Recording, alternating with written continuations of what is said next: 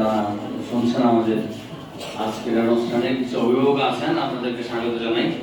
দ্বিতীয়বারের মতো মহান বিজয় দিবস আমাদের জাতীয় জীবনে খুব গুরুত্বপূর্ণ দিন।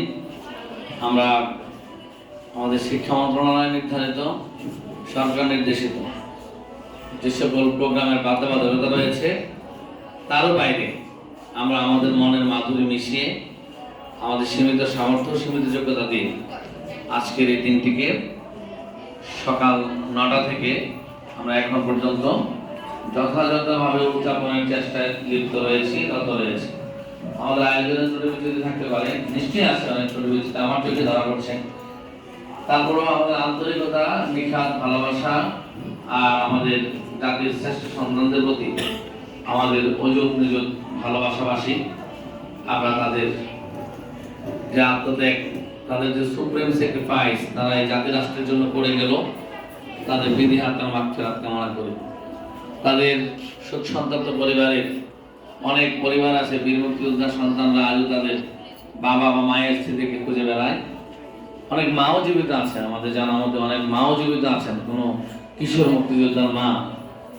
আমরা তাদের সে অতৃপ্ত হৃদয়ে তাদের মনের ব্যথা বেদনা, সে দুঃখ ভার যেন আমরা মাথায় রেখে আমাদের জীবনের বাকি যে সময়টুকু আছে, আমরা যারা শিক্ষার্থী, আমাদের যে অমিত সম্ভাবনা ভবিষ্যৎ আছে, আমরা যেন আমাদের জাতি রাষ্ট্রের কল্যাণে আমাদের সেই শহীদ দেশ, সেই সর্বোচ্চ ত্যাগকে মাথায় রেখে আমরা যেন নিজেরা তৈরি করতে পারি। আমরা যেন আগামী দিনের এই দেশের সুযোগ্য নাগরিক হিসাবে, একটি কল্যাণ রাষ্ট্রের নাগরিক হিসাবে যার যার অবস্থান থেকে সমাজ, পরিবার এবং রাষ্ট্রের জন্য কাজ করতে পারি। আজকের দিনে শিক্ষার্থী হিসাবে এই হোক আমাদের প্রথম। আমাদের প্রিয় শিক্ষার্থী, তোমরা আমাদের মানব সন্তান, আমাদের সন্তান তোমরা শিক্ষার্থী, তোমাদের উচিত এই যে দিবসের সাথে তাৎপর্যপূর্ণ যে কবিতা আবৃত্তি, নৃত্য কিংবা দেশের গান এবং আমাদের মাঠে যে একটা অ্যাক্টিভিটিস ছিল, আমাদের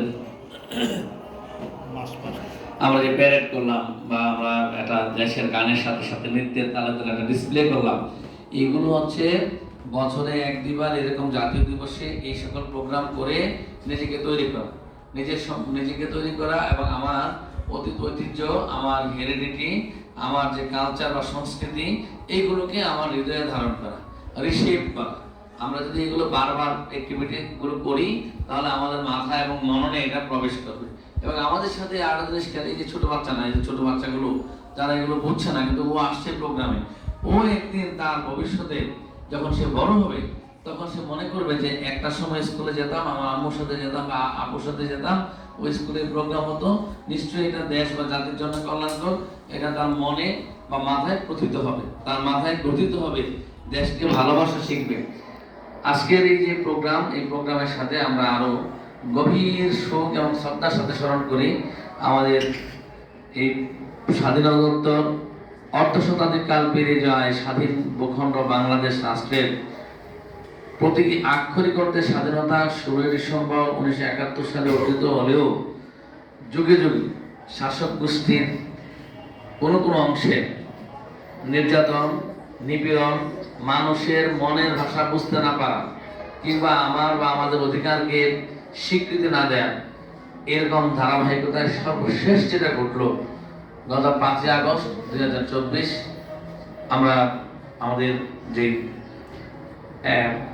ফ্যাসিস্ট সরকার বলে বা কেউ বলে স্বৈরাচার, যে নামেই অভিহিত করি না কেন, জনগণের ভোটাধিকার হরণ করা, মানুষকে কণ্ঠ চেপে ধরা, সবকিছুতেই একটা নিপীড়ন, নির্যাতনের একটা ছাপ, ভয়ের একটা ছাপ, সেই সংস্কৃতি থেকে 5 আগস্ট 2024 আমরা আবারও দ্বিতীয়বারের মতো আক্ষরিক মুক্তি লাভ করলো।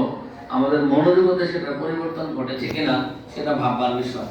আমাদের মানসিক জগতে যদি পরিবর্তন না ঘটে, তাহলে 50, 30, 40 বছর পর কিছু তাজা প্রাণ যারা জীবনকে পরোয়া করে না, তারা জীবন দিবে, আর আমরা বসে বসে এইরকম অনুষ্ঠানে বসে বসে কথাবার্তা বলবো আর গান গাইবো, নাচবো। না, বিষয়টা সেরকম না। বিষয়টা হচ্ছে যে ও যে তারা যেটা করলো, কি কারণে করলো, মস্তিষ্কের চিন্তার জগতে এগুলো মাথায় ঢোকাতে হবে এবং দেশের কল্যাণে, মানুষের কল্যাণে, মানুষকে মানুষের অধিকার দেয়া, মানুষকে তার মানবিক মূল্যবোধের স্বীকৃতি দেয়া, নিজের কাজটা সঠিকভাবে করা, অপরের অধিকারে হস্তক্ষেপ হস্তক্ষেপ না করে নিজের স্বাধীনতাকে পূর্ণ মাত্রায় ভোগ করা। অনেক আগে আমরা বনফুলের লেখা একটা পড়েছিলাম। আমরা যখন প্রাইমারিতে পড়তাম তখন বাংলা বইয়ের সাথে একটা বই থাকতো, চয়নিকা বই।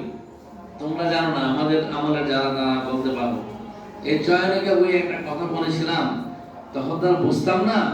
পরবর্তীতে ওই কিছু কিছু পড়া আছে, তোমরা দেখবা তোমাদের অনেক পড়ালেখা, অনেক মুখস্থ করা আছে বা পড়েছো, এমন কিছু লাইন আছে মাথার মস্তিষ্কে নিউরন এমন ভাবে অনুরণন করে, বারবার এই কথাগুলো মনে পড়ে।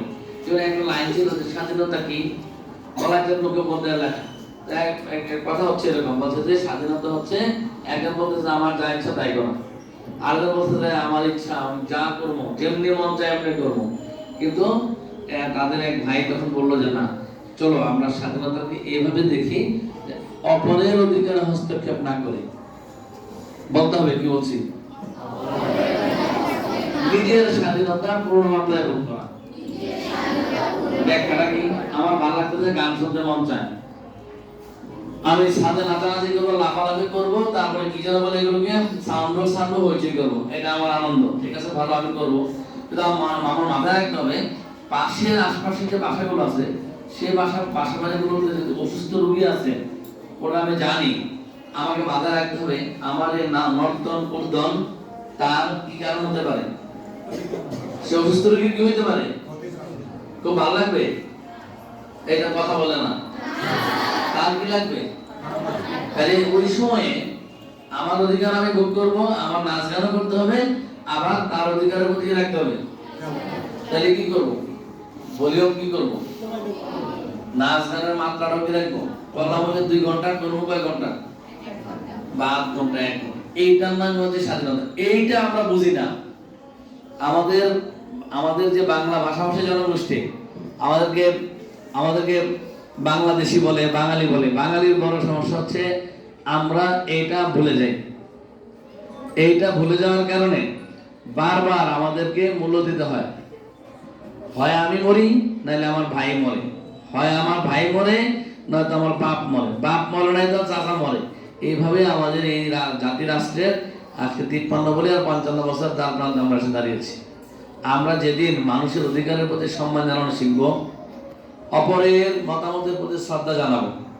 একজন বিখ্যাত মনীষী, আমি নামটা ভুলে গেছি, তার একটা বিখ্যাত উক্তি আছে যে আমি তোমার মতের সাথে একমত নাও হতে পারি, কিন্তু তোমার মত প্রকাশের জন্য জীবন দিয়ে দিতে পারি। এই কথার অর্থ কি? এই কথার অর্থ কি বলতে পারি আমরা কেউ? যে তুমি যা বলছো তা আমার মন মতো হবে না, কিন্তু তুমি কি বলতে চাও আমি তোমার বলার কি দিব। তোমার কণ্ঠ যদি কেউ টেনে ধরে, তোমার মাইক্রোফোন যদি কেউ নিয়ে যেতে চায়, তোমার কথা বলতে কেউ দিতে না চায়, আমি তার জন্য তোমার এই কথা বলতে অধিকার ফিরিয়ে দেওয়ার জন্য ওই জালিম, ওই কি বলে